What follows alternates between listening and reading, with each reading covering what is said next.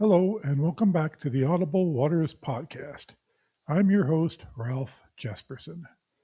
In this week's video, I share a dream I had over 7 years ago about Mount Promise.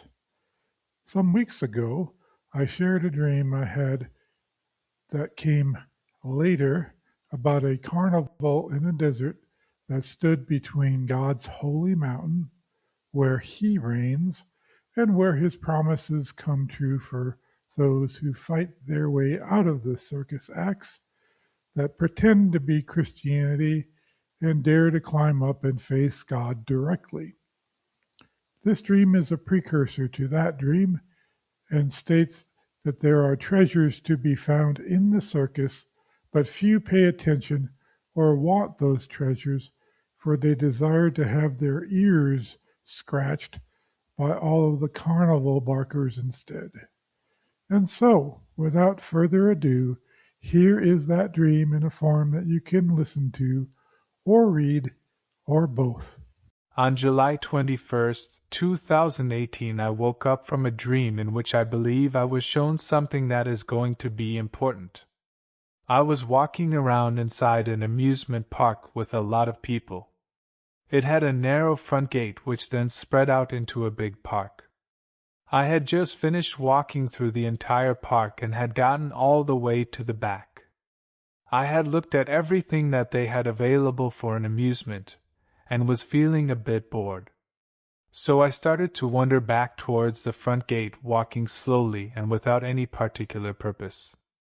There was an aisle in front of me where I could see the front gate and the people who were streaming through it off in the distance and were just now entering the park. I was walking past people who were mostly headed the opposite direction. Then I saw a video screen the size of a small flat-screen TV that drew my attention, so I walked over to it and stopped to watch the video. On the screen there was a video presentation done by the park for a special promotion that they were doing. They stated that they had hidden throughout the park special valuable treasures that could be found if you looked hard enough. There was a treasure hunt going on, and it was obvious that they wanted to draw more people into the park with this promotion. I started to wonder where I might find one of these treasures, as I was bored with the many vain amusements that I saw the masses enjoying. An idea popped into my head, but could it be this simple? I saw that the flat screen was mounted on a sliding rack to the wall. I gently lifted up on the bottom of it to see if I could get it to slide off, and it did. I removed the screen from the wall, and there was enough cord for me to set it down on the ground where I was kneeling. The stone wall underneath looked smooth, like it was solid, but I decided to test if it truly was. So I touched the middle of this wall which had been hidden by the screen and saw that it was not truly solid. It had been cut up into pieces that fit together so well that it was hard to see the lines in between the pieces. And so I started to work these pieces loose. Then I noticed that a crowd was starting to gather around me after I had removed the screen from the wall. I began to marvel as I worked these pieces out of place of the white wall because no one was rushing in to help me. I expected to have the crowd try to push me out of the way while they all started looking for the treasure themselves, but instead they just watched me with blank looks on their faces. I removed the stones that were on top one at a time to discover what was hidden underneath. I soon saw some light green-colored stones that were underneath the white surface. I saw there was more than one of these, whatever they were. Still no one reached for any of them.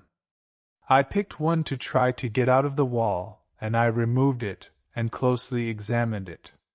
It was a rough crystal gemstone about 5" tall and 1.5" wide, with horizontal white and light green stripes. The crystal was mostly covered by some other common type of rock, but you could see part of the gem showing through in places. As I studied this gem, I turned it over to see what the back of it looked like. It was engraved with the exact words, Mount Promise, and below that, 1945. Towards the top of the rear of the unpolished crystal. The others were still watching me. Even now, no one reached out for the other rough gemstones that were now exposed in front of me. Then I woke up while still staring at the engraving. Upon waking up, I looked up pictures of gemstones to see if I could find any pictures that looked like what I had seen in the dream. I found nothing that looked exactly like it, although there were some pictures that were close. It was the shape of a big quartz crystal, and I saw an example of quartz and emerald that was similar. Also, some calcite samples were similar. I emailed out this dream then to the two friends who regularly responded to these dreams that I share. I wondered if a promise that may be considered a mountain from 1945 might mean anything, but it did not to any of us at that time. My interpretation of this dream is that the amusement park represents the current state of the church, or what we tend to think of as Christ's body. There is a narrow gate where people enter, then they are free to wander the park wherever they like. Some head off into the right-hand part of the park and stay there. Others wander into the left-hand part and stay there. Some ping-pong back, trying one side, then getting disappointed, then going to the opposite extreme, where they soon find different problems. Then back to where they started. The church is big, and human beings have created all kinds of different amusements in order to try to please the people and keep them playing their games instead of moving on to somebody else's.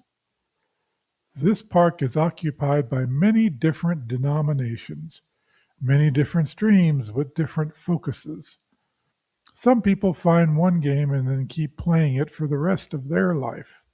Others are free roam people who move from game to game, never staying at any one place for very long. There are those groups who major in evangelism, who stay close to the front gate and send their people to work the ticket office and as carnival barkers spreading the word to try to entice more people inside. Other groups major on the deep things of God and are located in the back and are rarely involved with any evangelism but cater to those who have been inside a long time and are bored with the other games people are playing.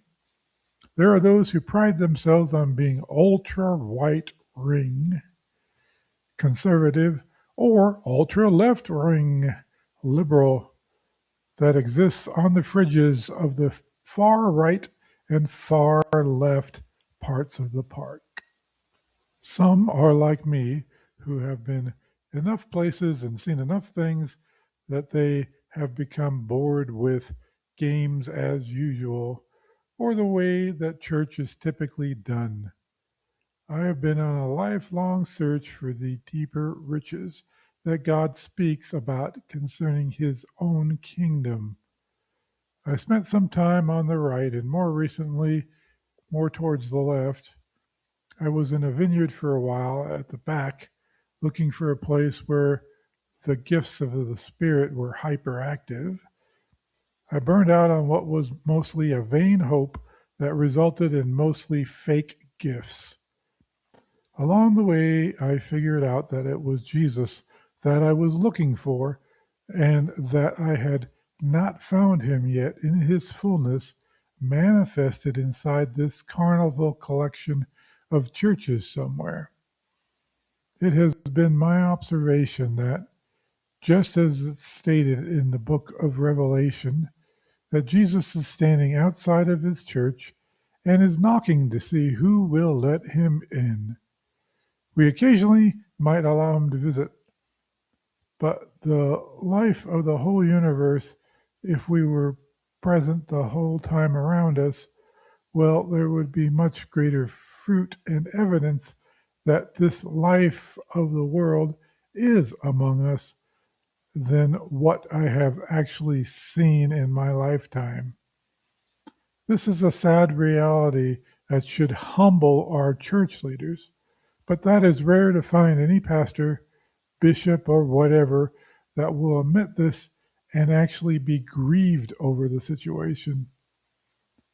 They mostly brag about how great they are and what they believe and what they have built or their predecessors. So I continue to look for a deeper relationship with this truth, who is the way and all life. I know that he does not lie, so everything that he said is true. I know that there exists a high calling in Christ where great treasures are to be found.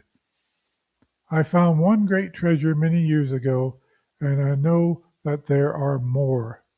I have tasted of some very deep fellowship with other believers, and I miss that. I once longed for meaningful work in a career, but instead found some charlatans lying to Christians and using their compassion and sense of charity in order to go overseas and likely molest children on the charity dime. I was looking for good and found the most horrid evil disguised as good. Inside the church, I have found both sincere and well meaning people and the most evil people I have ever come across. I have frequently found that things are not at all what they are made to appear as at first glance. There is good and evil, godly gifting, and gross incompetence. And there is rarely found true humility, but much more commonly hidden pride poisoning the wells. If I did not call this carnival church a mess, I would be lying. Yet it is what Jesus died for, and so I cannot condemn the whole thing. I can, however, long for it to be purified and to become the spotless bride that it is supposed to be. So, the dream points to something that I am searching for personally. Sometimes that is a true gem in the rough. It has to be a mountain of promise, and the year 1945 is important. 1945 is the year that the last World War ended, bringing with it a promise of peace. That hope is currently fallen apart with a new war in Europe, which currently is not yet a world war, and the hope of peace in Southeast Asia has not been realized either, as there have been many border clashes there. And the Korean War, which came not that long after 1945. There was a civil war in China that did not end then, and now smolders with words between the communists and those who live in Taiwan. And China has been now breathing out threats against its neighbors. The hope that the Second World War would prove to be the war to end all wars has failed like it did for the first one. But at this time of year, we have just celebrated the Prince of Peace and his arrival. He did not bring about the end of wars between nations yet, but one day he will. What he did do is to bring a peace into the world, unlike the kind that this world has to offer. It is one that surpasses understanding, and it can only be experienced by individuals, not nations at this point. He brought this peace to me as I was once a very deeply depressed person with no inner peace whatsoever. But now I have inner peace and have met others who do too. This peace has stayed through the hard times, and it is still a gem that is hidden inside of the circus for those who search for it and are not satisfied with a shallow Christianity that produces no inner change whatsoever. I know that there are very few who are searching for these hidden gems of God's kingdom. The modern church is largely a spectator sport, with the masses hiring a few specialists to do what the people think church is supposed to do. I do not believe that very much of what Jesus actually wants done gets done this way. This is not a biblical model for the New Testament. The dream had many people watching me, but none actively participating in the search. And so it is in the real life. Not that that makes me better than anyone else.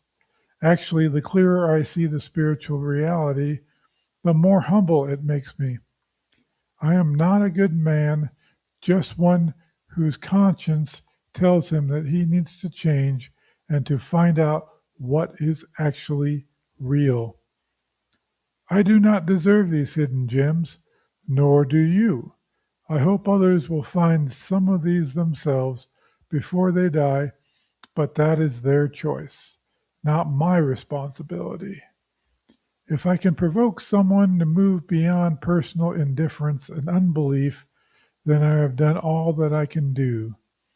These great treasures are worth selling everything in the world in order to obtain, and they do exist. But how many of us are holding on to these temporary earthly treasures instead?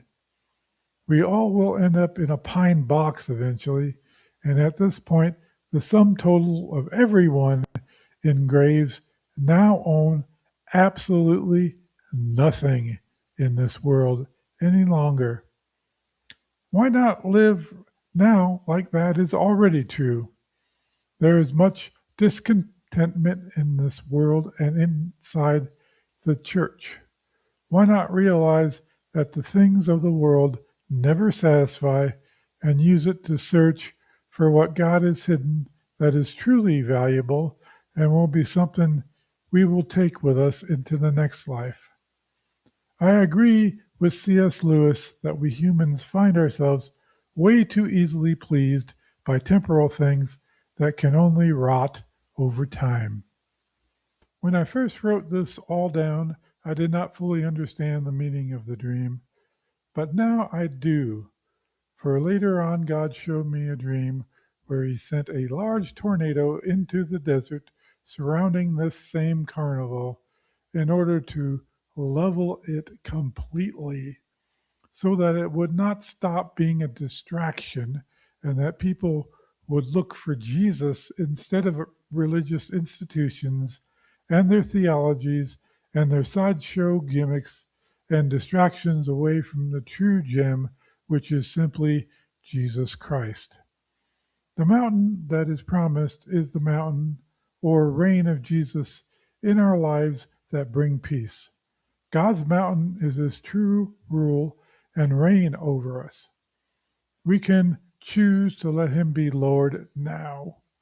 We do not have to wait for the world or a carnal church to finally reform itself to experience that. The carnival will end one day, but Jesus, whom it has merely leveraged for selfish and carnal reasons, will outlast it.